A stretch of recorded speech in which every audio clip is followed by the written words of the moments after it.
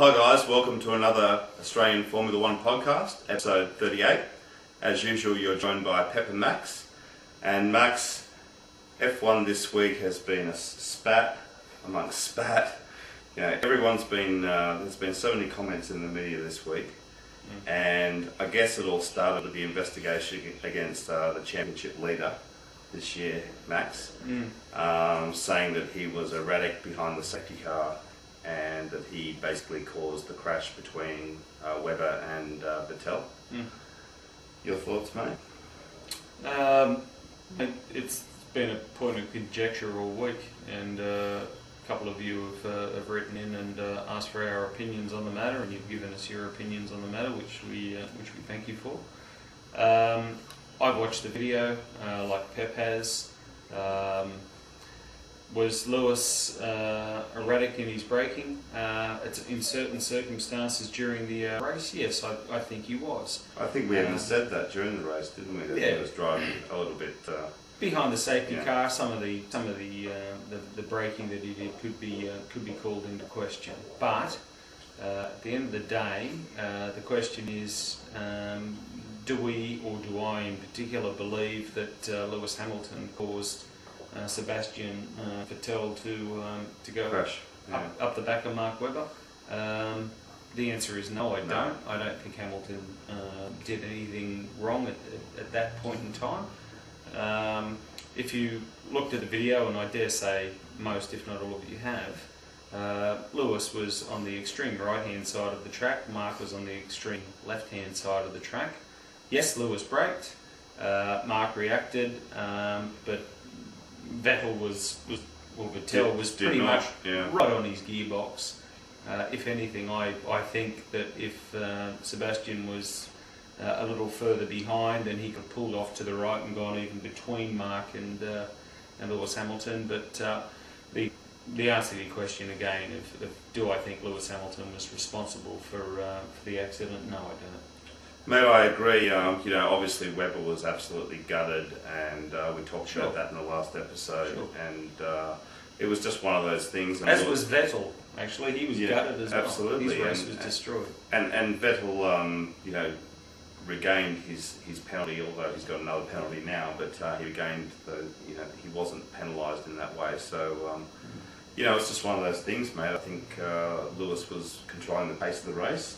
Behind the safety car, and as he's entitled to do as the lap lead. Gamesmanship, you know. Yes, he was probably playing a little game, but you know, no problems here, mate. No, not at all. Look, I can understand why Mark was extremely pissed off. I can understand why Vettel was extraordinarily disappointed. I can understand why Lewis has turned around and said, "I don't know what the problem is.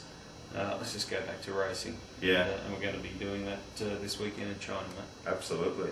And, you know, of course, there's been a little, you know, obviously the verbal words between Alonso and Lewis continue. Alonso saying that he has zero confidence in the team. And Max, to me, that just says, I've said it before, there's no way Alonso's going to be at McLaren next year. A world champion teammate. The whole, you know, relationship with Ron, we've all read it. He's gone, mate. And I'm not sure, I'm sure he'll go to Renault, but... Yeah. Look, I think Fernando was pretty much finished at McLaren next year. If he was there, he'd be driving under extreme, unprecedented circumstances. Look, he's had a gutful. He's now criticising his boss. He's not taking a backward step. That, to me, speaks of a man who knows that he's not going to be driving for that team next year. Will he take a year off? I don't know.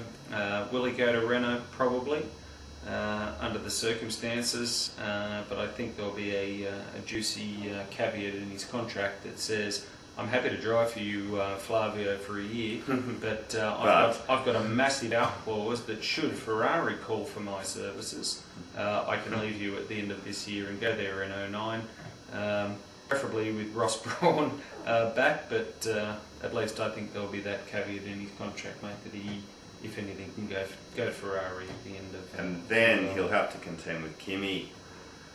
Yeah, that's true, and Ron's been vocal in saying, people have, I shouldn't say Ron, People have been vocal in saying that should Alonso and Kimi beat Ferrari, then whoever the boss is at Ferrari at that time, assuming it's Sean Todd, they're going to have another interesting year, mate, with two highly competitive drivers. I agree, mate. And just to finish off, we want to talk about our friend Max Mosley, who's again being a total arsehole and has made some comments, as I'm sure you've read, about Jackie Stewart. And we just wanted to include that because, you know, Max, seriously, what are you doing? Not you, Max. No, not me. Mosley. I only have the guy's, highest regard. The guy's a joke. Yeah, the highest regard for Sir Jackie. Look, I'm stunned that Mosley stoops so low as to enact a personal attack on Sir Jackie. Yeah. Commenting on the tartan, yeah, which I think everyone knows differentiates Sir Jackie, apart from his 3 world titles, differentiates Jackie in the paddock from anyone else. You know, it's Jackie Stewart. And you know, I question Max's motives in getting extremely personal. He might not agree with what Sir Jackie said, mate, and that's his right not to agree. Yeah. But for him to personally attack Sir Jackie, a legend of our sport, I just thought was below the belt. Mate, Mosley should stick to running the FIA and stop making comments about ex-world champions, especially ones like Jackie Stewart, mate. I mean, the guy's a total legend. Yeah. And you know, Max. See you later, mate. Yeah, I'd rather Max Mosley not concentrate on running the FIA. I'd actually rather him gracefully step down because the guy's so out of touch. And for him to attack a legend like that is just beyond the pale. But he did it. He said it. It's on the record, and hopefully that's the last we hear from Max for quite some time. And Damon Hill's comments were right on the money as well. So you know, if you read what Damon Hill said in reply, right on the money, mate. You know. Max. Yeah. Disappointing. Yeah. Well, mate, you know, as usual, F1, it's all happening both on the track and off it. And I'll tell you what, the FIA needs to get their rules sorted out and get, you know, just really get back to what they're supposed to do. I think so. Thanks for watching. See you later then. Bye. Bye.